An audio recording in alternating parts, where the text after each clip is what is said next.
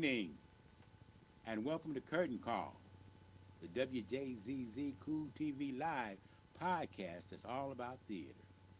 From the page to the stage, from the players to the playhouses, theater brings life of the performing arts to the stage.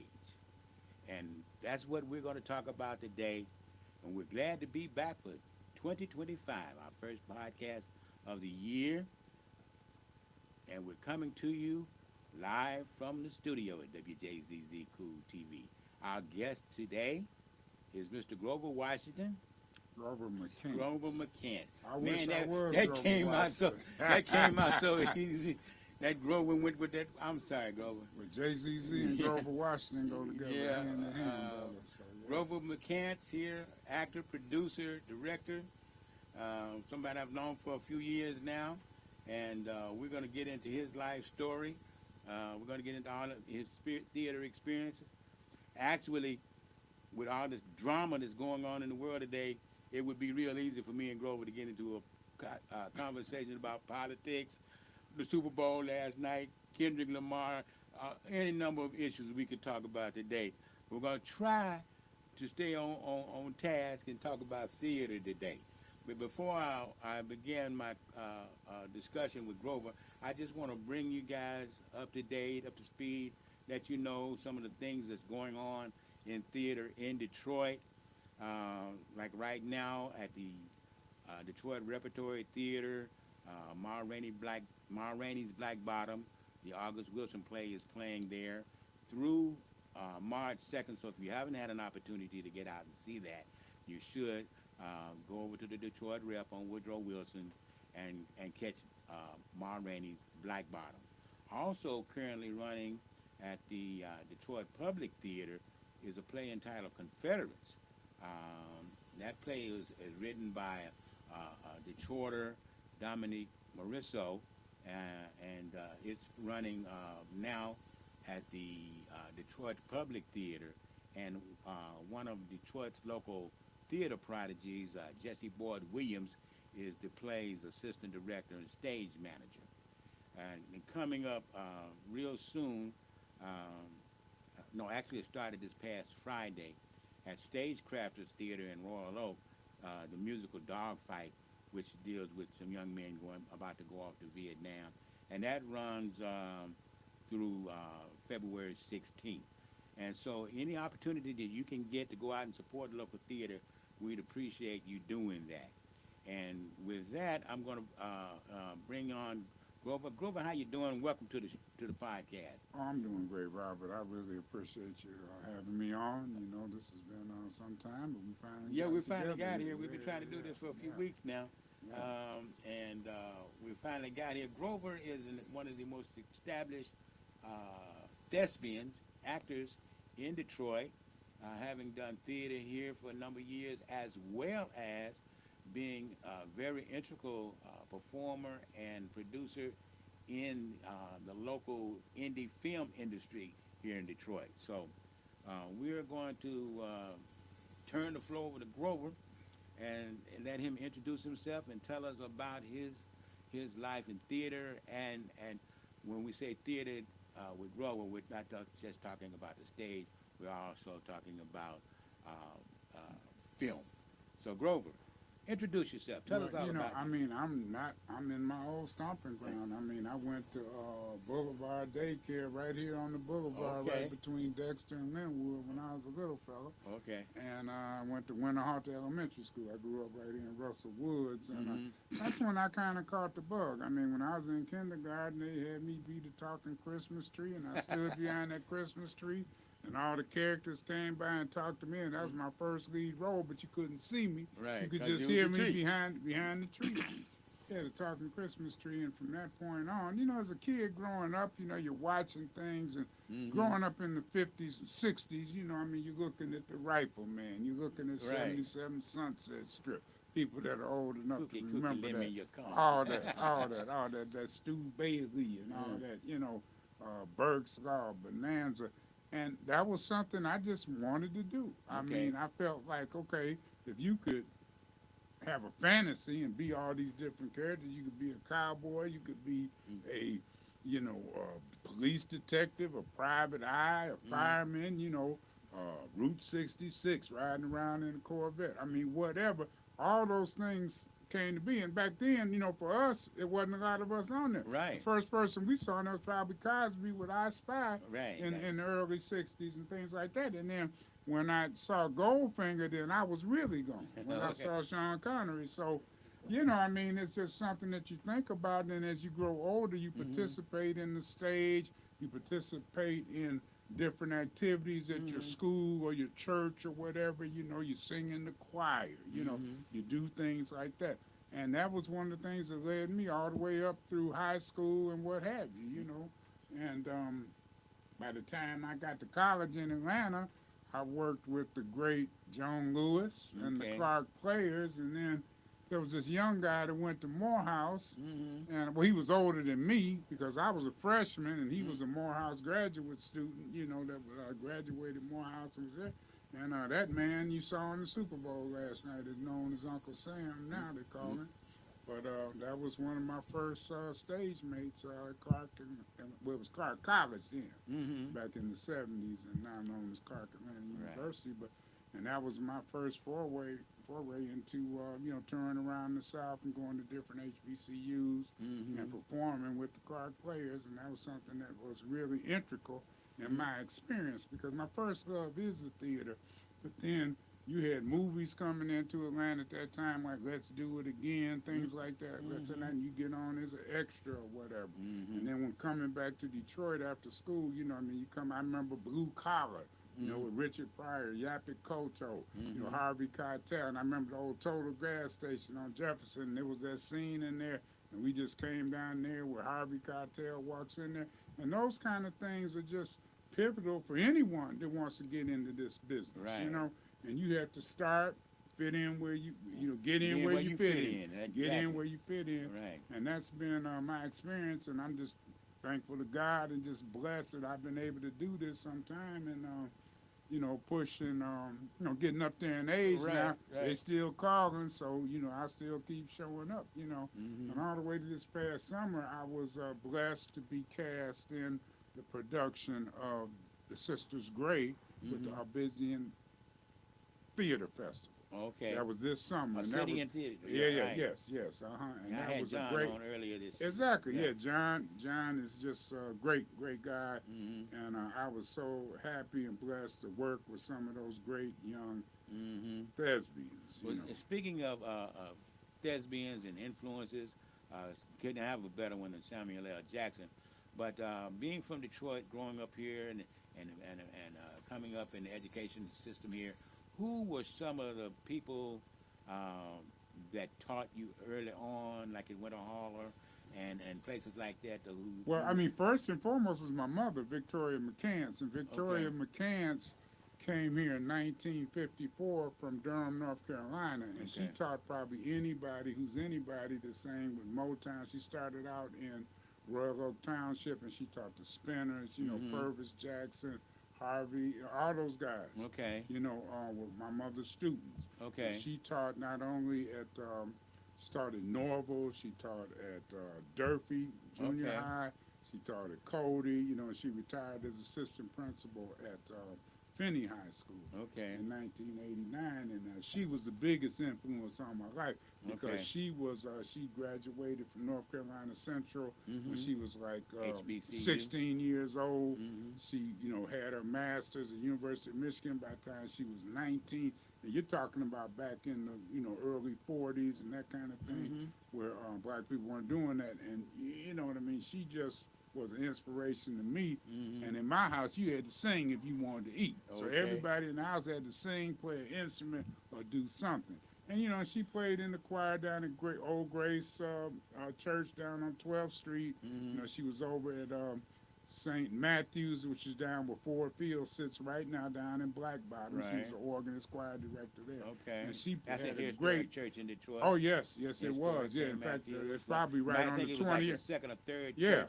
Quentin Primo. Quentin Primo was the that bishop was founded there. in Detroit. Yes, exactly, And then they moved up to Woodward to St. Matthew's, St. Joseph's, right there on Woodward and right off West Chicago area over there. Mhm. But and then Quentin Primo, in fact, who was end up being the Archbishop of Chicago, his son is probably one of the top 10 black billionaires in the country right now. Okay. Quentin Primo the third. You know, Okay. so having that background, growing up in Detroit, and then my dad, who was another showman, who actually was one of the partners and owned the Drone Lounge and the Bowadrome, and Okay. on Dexter, between Leslie and Glendale. And you know, I remember when Earl Van Dyke, Beans, Bowles, Dashikis, all those guys, they were like the Funk Brothers. Mhm. And they would jam at the Drone Lounge every Mhm. weekend. You know, and this is back in the early 60s, you know, I mean, late 60s, early 70s, after the riots, Mhm. when we took over that property,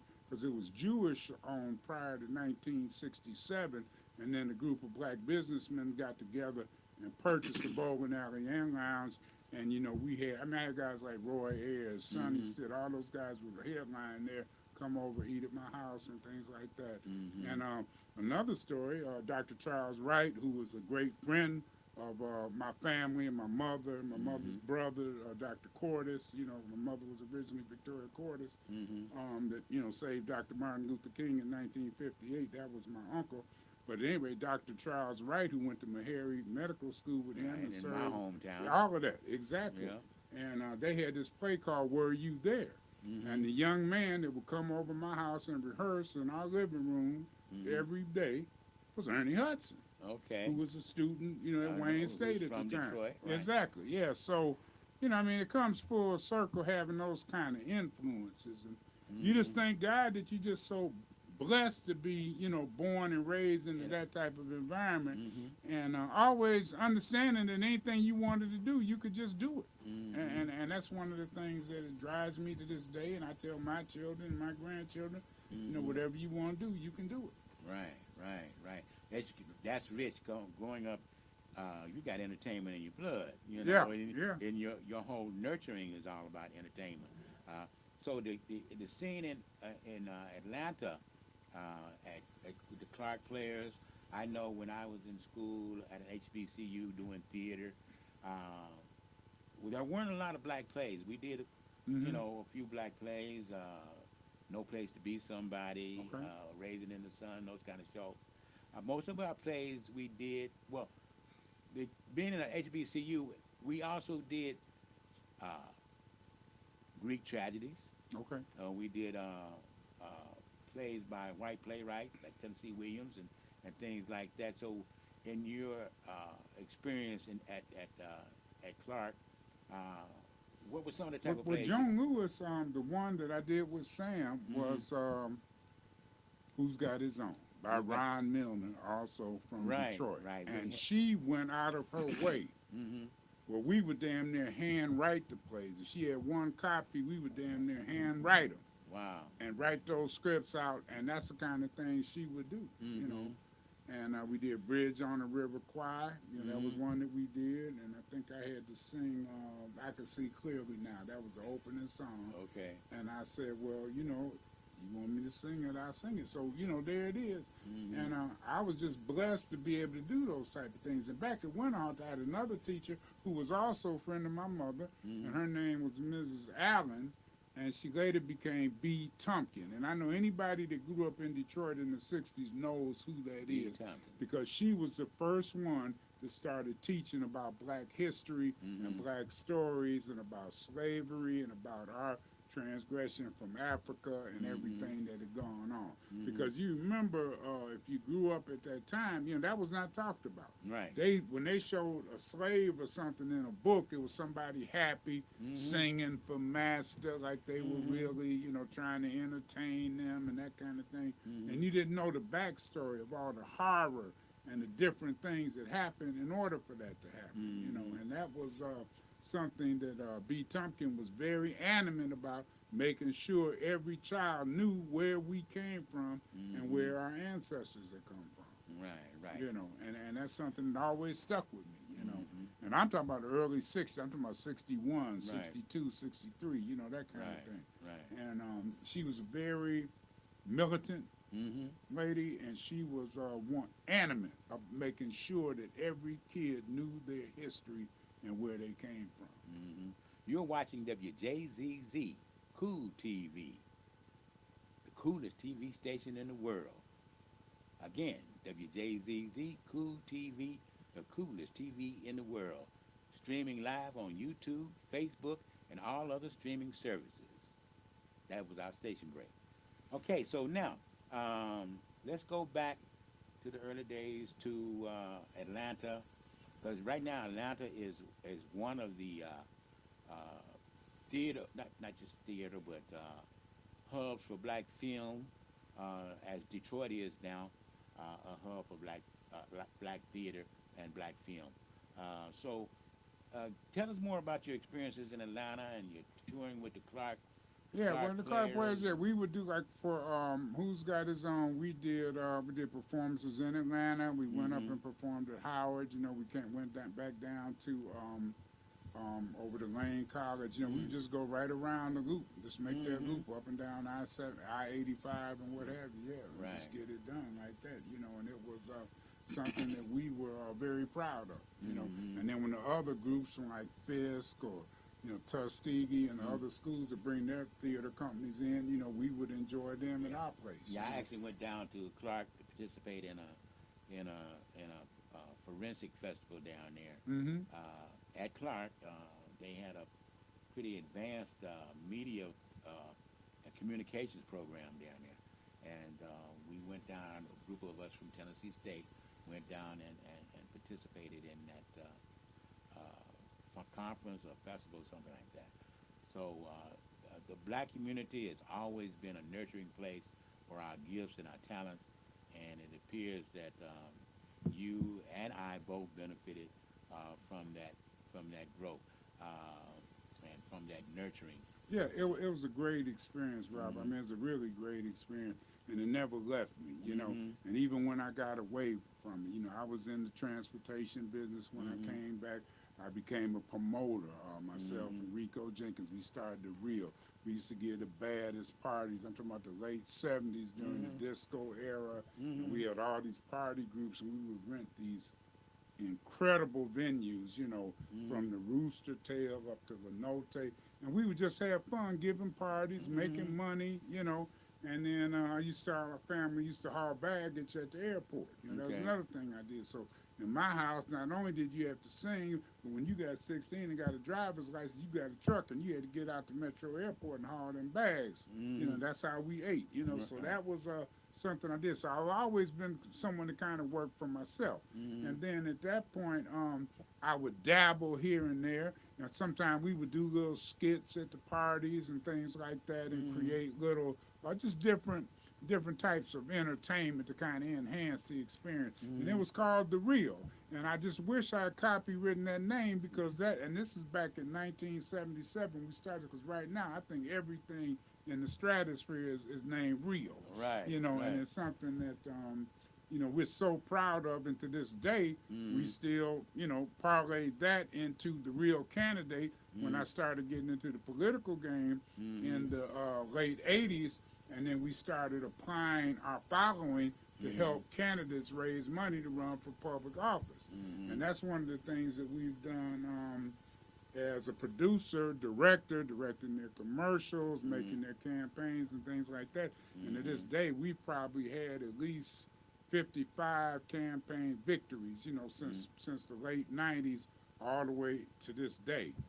That's impressive. Yeah, and we've done that. We did a campaign for commercial for President Biden in 2020. That was very successful. You know, we shot down that with some of the Democratic Party out of New York, and we were successful with that one, helping him get across the finish line. And I can, you know, count judges from all walks of life. You just name them. Judge Cynthia Miller, you know, we just finished Judge Nance in Southfield, you know, we helped her. I mean, you have a lot of people that we have done. Mayor Brenda Lawrence, first black mayor of Southfield. We had a hand in that. The first black judge over there, Sheila Johnson, and worked for judges all the way up to Kyra Harris Bolden. And, you know, I mean, we're just proud that we've been able to do that over the years. And that's something I really hang my hat on. And then in the meantime, when the film incentives came here to Detroit, then I started going on auditions. I said, hey, I remember how to do that. Right. And then I started going on this, and I remember I met with you and Johnny one day, and we were talking about something, and I think my advertising agency, we were doing the commercials for one of your productions, and I said, well, man, why don't y'all let me audition? Right. And y'all was like, what? I said, yeah. I Yeah. said, I could do this, and then, Yeah. you know, Yeah, you actually got the part. yeah. You actually got the part. Yeah, because I know Johnny didn't think I Yeah, was serious. right. Man, come on, girl. I said, yeah, man, I could do that. Yeah, I was directing that. And Yeah. I had written the script. You know, Yeah, Johnny yeah. brought the idea. Yeah, we had Howard Hewlett on board. Right, And Howard Hewlett on board. That was called One Too Many. Yes, it was. And we were going to do that here. That would have been a really good show. And actually, after we finish here today, I might want to talk to you about that. Yeah, maybe we might have I've to dust taken, it off. I've Yeah. taken the stage play Uh-huh. and converted it to a screenplay. Okay. And I'm ready to pitch it All right. to anybody who's interested. Oh yeah. I'd like well, to see well, that. you know, I mean, I'm like, I'm just so impressed Mm-hmm. and so proud of these young filmmakers here in They're Metro doing an Detroit. outstanding I job. mean, there's too many to name, but I could start with, you know, Dennis Reed. I could start with Darren Brown. You know, Rocky and Janaea Black. Right. You know, Joe Smith. I mean, Kamal Smith. Kamal Smith. In fact, I just did a scene with him Saturday, matter of fact. Okay, I had Kamal in a theater camp. Yeah. Theater classes back when he was a teenager, back when he was a young man. Yeah. I mean, just an actor's actor. I mean, this guy brings it all the time. Yeah. And, you know, I think a lot of times we're so impressed with each other that we somewhat intimidate each other. And then, you know, we thought about it, and I wasn't thinking about it. And after we finished, we wrapped on the scene the other day. Come on, so, you know, that's the first time we done a scene together. Now, we worked in multiple projects, but we just never were, you know, on the camera together. So, you know, it was a great experience. And I mean, like I say, these guys are young enough to be my son. You know, they're most of my son's age. I could be probably their grandfather, but I am just so proud of them. That, yeah, I mean, it just brings joy to your heart, especially the way our youth get labeled and get targeted and have all that. But what they're doing is like a miracle and nothing but God's work. Right. And I'm gonna tell you, I will vouch for any of these kids that are out here making these great, you know, efforts in these films. It is truly something to behold, actually. You look at the film industry and you think Hollywood, and then you look at the film industry in recent years and you see the Tyler Perry and the growth of that he's inspired in the black film industry in Atlanta, and some of the work that has come out of there, like Clean Sugar and things like that. Oh yeah, Ava DuVernay. Right, yeah. but if you look at what's happening in the cinema, in the film industry, it's going on in Detroit now. It's something to behold. Yeah. There are so many independent young people making movies here, and I know this is all of this program, this podcast is about live theater on the stage. Right. But you cannot talk about that without some carryover, some overflow. Yeah, because you know we work together with a lot of these productions are crossed Right. over. And see, my theater, I like to say, I mean, just like you had Ruby in here at the music hall this past weekend. I wanted to talk about that. And that young lady from St. Louis, Missouri, Glenda Fox Fletcher, was my daughter in 7 Daughters Plus 1, 5 Daughters, the one we did at the Marygrove Theater. Okay. Just a couple summers ago, and she came in from St. Louis, and I played Yahweh the Father, and she was Jezebel.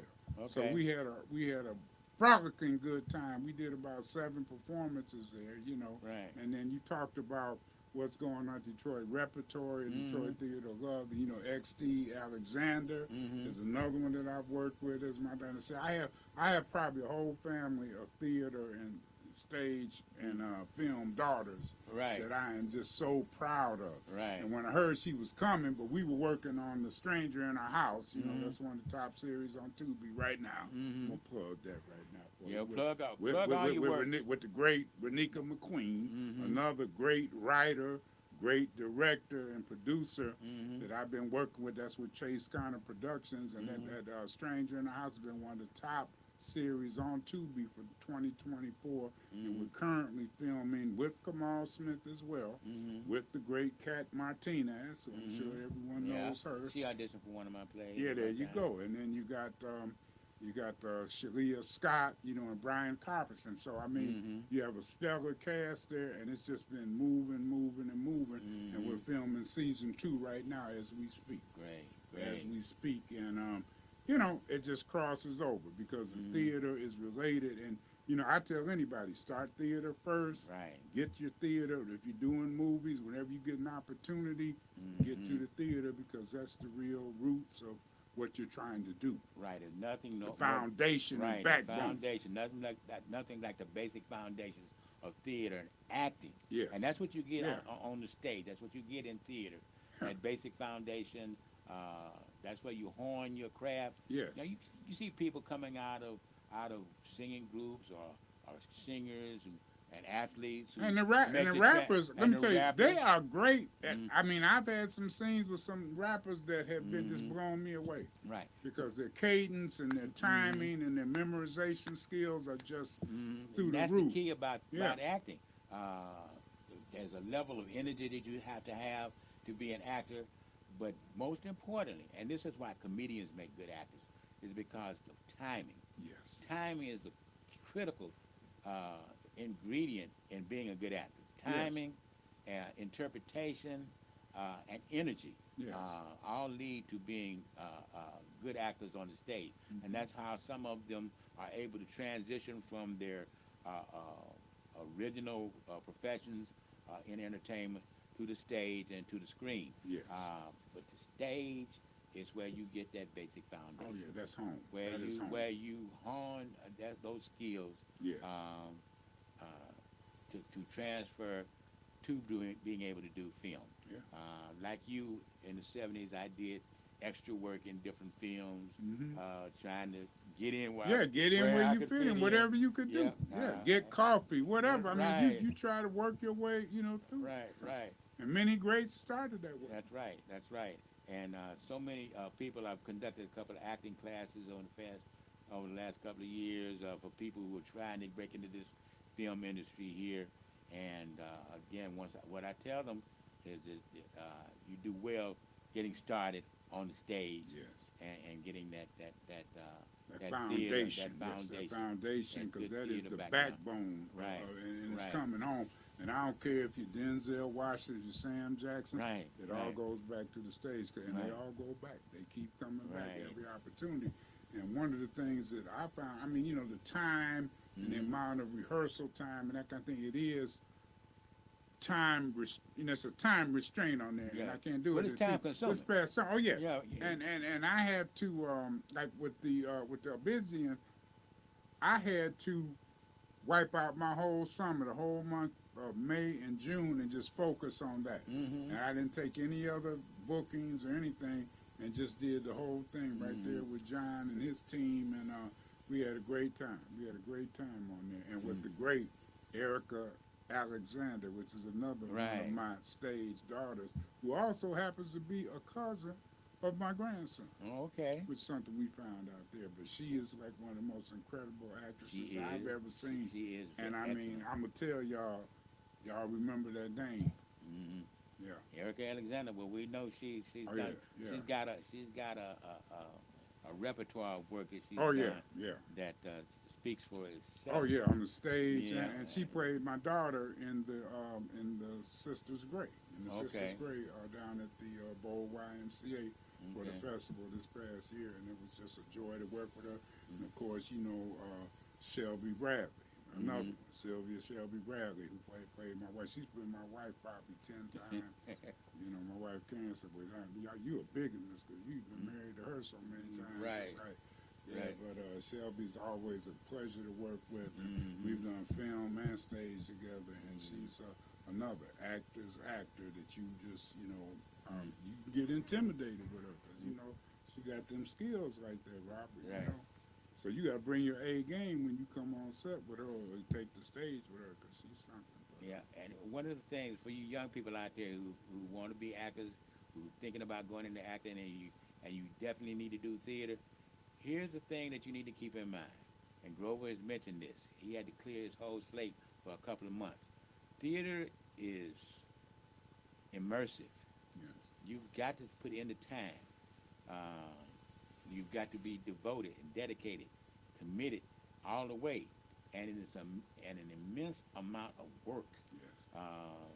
A lot of people, I want to do the art and do that and get on stage. Oh yeah. Oh yeah. Every day. I and get you those never calls realize every day. how Yeah. much work it is until you actually get into it. I remember I was doing a play with the repertoire, with Hope Repertory Theater. I was doing Amen Corner, Okay. and my wife and one of her friends, our friends, was talking about, oh, we can be in the play. Let us be in the play. I said, okay, y'all be in the play, and y'all can be in the church, in the pews of the members of the church, in the church scene. I had them come in rehearsal. They had to rehearse every night. They had to put in that time. Yeah. Didn't have any lines. All they had to do was sit on stage. That's right. Just sit there and react to Right, what's going right. on. Yeah. But the work, they didn't realize how much work it was. They ain't asked me again about being in all there because it's just too much work. And you are watching Curtain Call on WJZZ Cool TV, the coolest TV station in the world. Streaming live on YouTube, Facebook, X, and every other streaming service out there. WJZZ Cool TV, the coolest TV station in the world. So Grover, what were some of the early films that catapulted you into Well, like I said, when I steady work? started out, I remember oversleeping and being late to get to Let's Do It Again down in Atlanta with Cosby and Sid. I had a friend that was in. Because they got all the students to be in there. Right, I had a friend, a young lady from that I grew up with, who was in that show. She was in the classroom.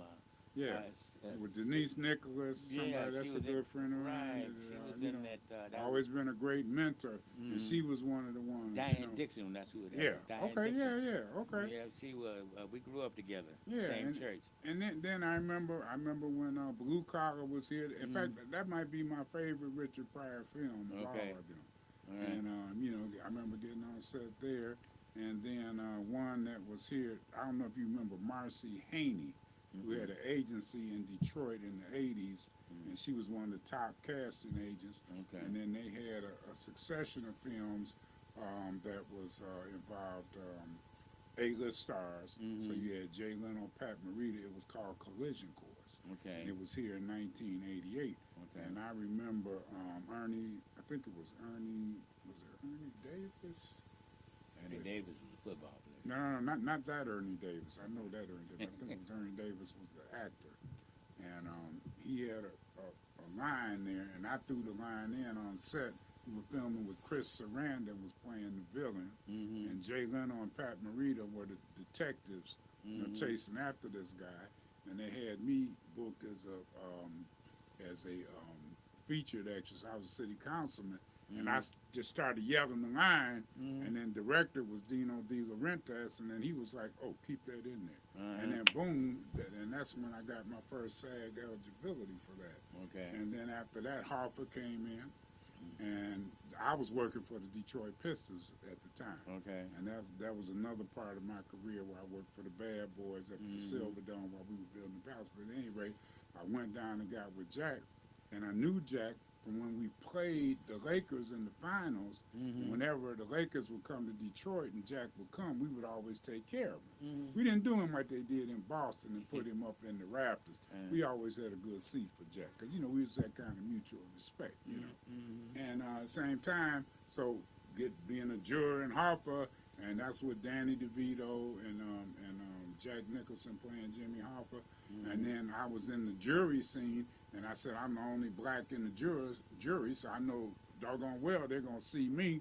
And then sure enough, when I get to the show with all my friends and family and everybody doing this thing, camera pans by and it cuts my head right off. All you see is my bow tie. Oh, wow. And they thought I lied about it. So that's when I learned when anybody's in a movie or anything like that, background, anything, you don't tell it till you see it. Right. Okay, right. because you never know if what's you're gonna not hit in the that editing room, if you're not in right. that edit suite, you have no control and you have no idea what's Right. going to get out there. And see, that's something happened to my mother, my wife in White Boy Rick, where she played Coleman Young's love interest, Mm-hmm. and she was in like 5 scenes. I saw that. Remember, I was yeah, and looking for they that. bumped her up. Yeah, Right. they bumped her up to featured extra, Uh-huh. and she played Coleman Young's girlfriend. And then something happened with Coleman's Foundation. They didn't like the way he was depicted in that film, Mm-hmm. and instead of going to court and this and that, the production team just said, you know what, we'll cut all those parts out of it. Mm-hmm. And they took them all out, so all of her scenes got Mhm. cut off the cutting room floor. Right. And that's one of the things. I'm proud of my wife because, you know, we do a lot of things we do together. We do commercials together. We do plays. We've done plays Right. together. And she's worked in film almost as long as I have. Yeah, You know? we almost every day of the week we look forward to seeing you and Karen. We won't pay. Oh yeah, that We femininity. won't yeah. pay. Yeah, we see that almost every day. Yeah, we might have to bring them on the board as a sponsor, but yeah. I mean that's one of the things that we do. We do a lot of that, and we just did one for Ohio tourism where we traveled down to Putin Bay, those islands out in Lake Erie there. Mm-hmm. And those should be coming out in the spring, and that's another thing. You know, commercials and things like that. As an actor, Mm-hmm. you know, we want to keep You wanna dollars stay busy. running in. Right. And so they can support these smaller independent projects that may not pay as much. You have to do all those things in between. And just like the production side that I do with the commercials, we do documentaries like that. And we produce 3 films as executive producer on Solomon, which is something I'm very proud of. Okay. You have Melanin with Darren Brown. We worked with him on that production. Okay. And then you also have Meeting Boom with the great Paige Austin, now known as Paige Dooley. She just got married, had a beautiful baby boy. Okay. But Paige is one of the brightest young directors I know. She's a DP. You know, she works with me on my commercials and things like that. And you know, she's somebody. Everybody needs to remember that name, Paige Dooley, because she's coming. She is coming, and she can turn the camera like make magic. Okay. Yeah. Okay. Really something, you know. Okay. Well, we covered a number of different areas here.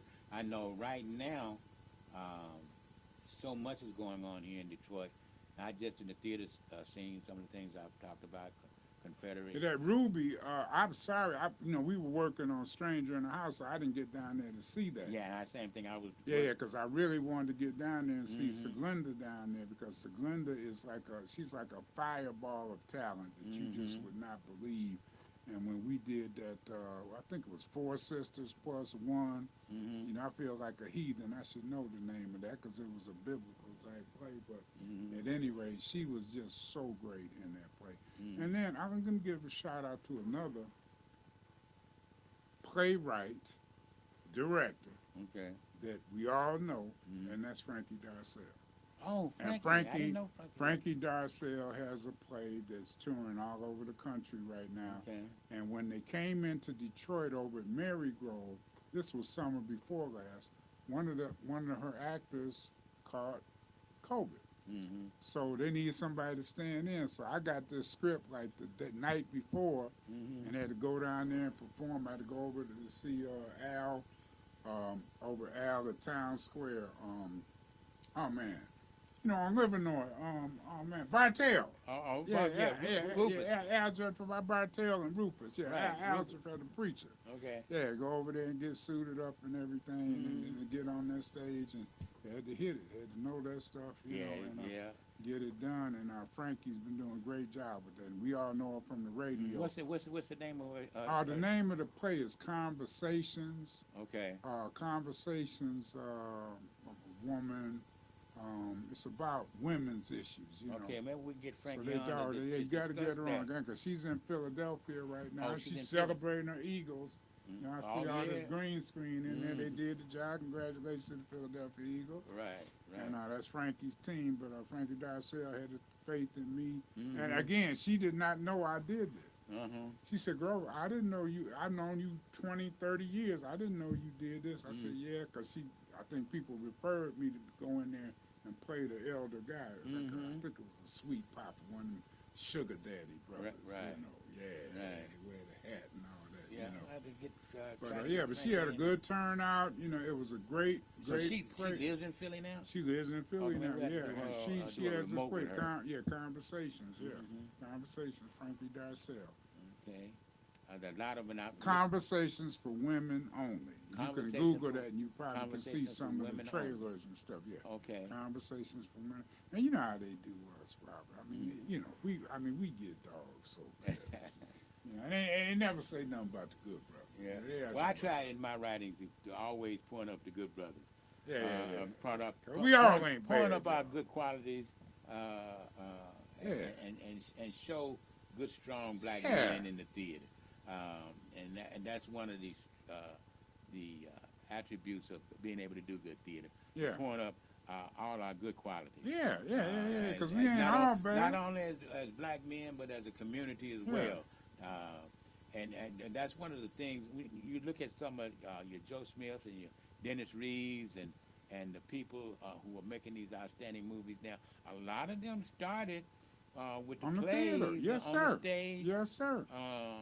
What was called what I like Dennis started writing books and doing plays. Right, that's how Dennis Reeves started. And they all started what I like to call the urban circuit. A lot of people call it the children's circuit, and gospel plays.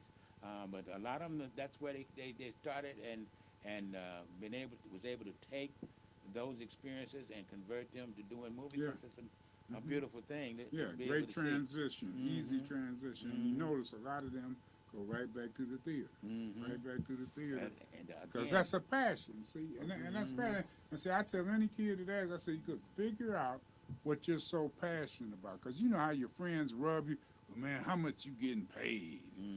How much you make? Wait a minute, how much you make on that boat, bro? Right. How much them docking fees cost you every month? Right. How much is that storage when you can't even put it in the water when the lake freeze up? Then what you do?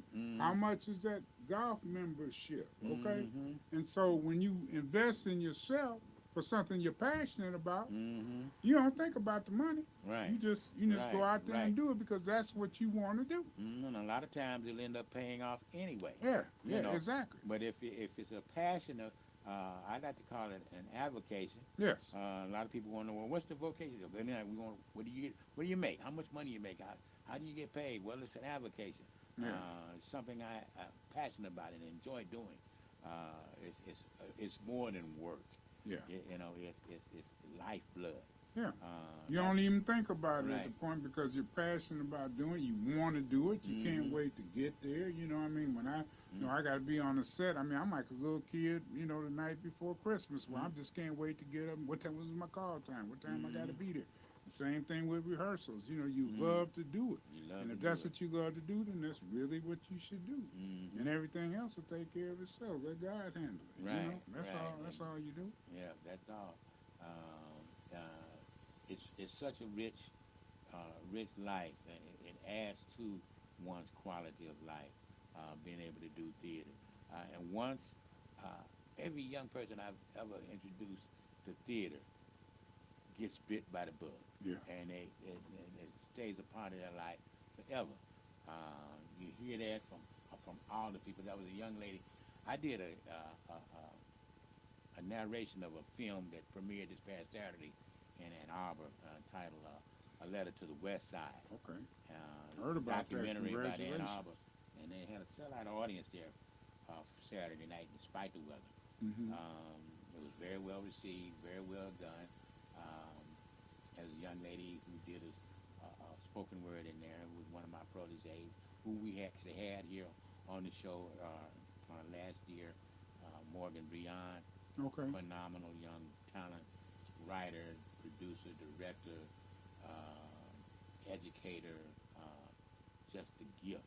She is the gift that keeps on giving with her talent. That once you get that bug, once you've been exposed to the theater, it just leads to a life in the theater. Yeah. Or if not actually in the theater, a life of appreciating theater. And that's one of the things that we want to continue to promote on this podcast. Yeah, right. Because if you could do theater, you can do documentaries. You Right. can do commercials. You can do commercials. Television. Right. You can do film. You can know. do industrial film. Exactly. You can do all of that. There are so many Yeah. avenues for you to Mhm. share your talent. Right, and it can lead to work not just on the scene, on camera, on stage, but behind the scenes. Exactly. As producers and directors, and stage managers. Yeah, and creating music. Right, That's and, another thing. and a lot of people from the don't music realize field, how critical and important to any production the stage manager is. That's the yes. person that runs the makes show. everything happen. Yeah, you are watching Curtain Call on WJZZ Cool TV, the coolest TV station in the world, streaming on YouTube, Facebook, X, and all other streaming platforms. WJZZ Cool TV, the coolest TV station in the world. This has been a great, Grover. So, what are we seeing? What are you looking at for the future? What are some of your plans? Right now, I'm working right now on season 2 of The Stranger in Our House. And Okay. that's by Renika McQueen, Mm-hmm. and she's a writer, I've director, been creator. meet with Nick. I was told I should Yeah, submit some of my dynamic, scripts. dynamic young lady, very dynamic young lady. Okay. And we're working on season 2 of that right now. Okay. And we have a stellar cast, and it's just a dynamite story. It's on Mm. Tubi. You Mhm. can see it on Amazon Prime if you want to pay per view, but it's Mhm. for free on Tubi. You just got to watch the commercials. Right. And right. then I just finished doing a 2025 project for Santee Cooper in South Carolina, which Okay. is their DTE or whatever. Mhm. And that is a nice campaign that I'm proud of. We were down there about 2 weeks in December Mhm. filming that for Santee Cooper. Mhm. And then we had another film that I did last December of 23 down in Sanibel Island, Mhm. with a country western star. And I'm under NDA, so I can't say his name, Oh, but wow. I played the father of the love interest Okay. of the girl, and it's like a black-white relationship. And I played the father running a resort down there in Florida. So Mhm. that's being shopped around like to the different Netflix, HBO, Mhm. Showtime, and that's hopefully. And in this business, sometimes you'll be just sitting at home, your phone will start blowing up. Man, I just saw you on this, that, or the other. Right. And you don't know when it's coming out. Because Mhm. if you're not on the production end or you're not in the negotiations for the distribution, you have no idea. That thing just dropped. Because I remember when a stranger in the house, I had no idea. My Mhm. phone just started blowing up off the hook. Okay. And that's an interesting story. It's a saga of a black family Mhm. that's going through. It's a lot of mental health issues they're Mhm. dealing with in there. And I don't want to tell too much because you see it, but it's intense, Mhm. edge of your seat, and it's called The Stranger in Our House. I'll be looking And for then that. I'll be going to Chicago to work with the great DeJuan Ford. He Okay. and I are doing a film called The Laundry Room, Okay. and I think I get to play the bad guy in this. Oh, get to be a bad guy I this think I time. get to be the bad guy. Okay, I work with DeJuan. DeJuan's Yeah, a great DeJuan, guy. yeah. Dynamic young brother making a lot of things happen. And again, I am so proud of him Mhm. transitioning from actor to producer to director. I Mhm. mean, he's just doing it all. He's a great businessman, and a lot of that we have in common because, I'm one of those guys I do everything. I Mhm. do everything. I mean, I've been in professional sports, transportation, Right. political, consulting, things like that, Mhm. And I went back to school and got my master's in psychology. Okay. And I also, mentor and I have a life coaching certification.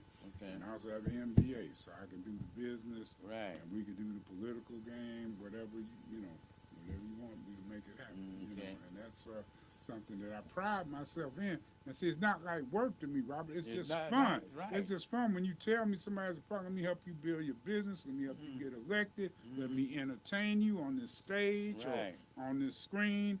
Just as long as I make somebody smile, make somebody happy, I'm good. Yeah, a man for all seasons. Hey, man, that's all Grover we can do. McCants. And Grover, it's been so great having you on. I wish we had more time and we could talk about that Kendrick Lamar performance. Oh man, I was on the really, Super I Bowl. was really impressed, man. Because see, I remember when I was a boy, I went to Palmer Memorial Institute in the 7th grade down in Sedalia, North Carolina. And that's another stage I graced that I forgot about when I was 12 years old. And we used to have these parties at the hall, and it was like a college preparatory school. And then I heard this record come on that said, with your bad self. Okay. And that just, it brought me to tears. And that's what I thought about last Okay, night, so because he laid it out there, what we're dealing with, the history right to the present, and to what we have to do in the future, because we done caught one this time. Right, we are out of time with Grover. It's been a pleasure. We want to ask you to tune in next Monday for Curtain Call, the podcast that's all about theater on WJZZ Cool TV, the coolest TV station in the world. Good evening. Have a good night.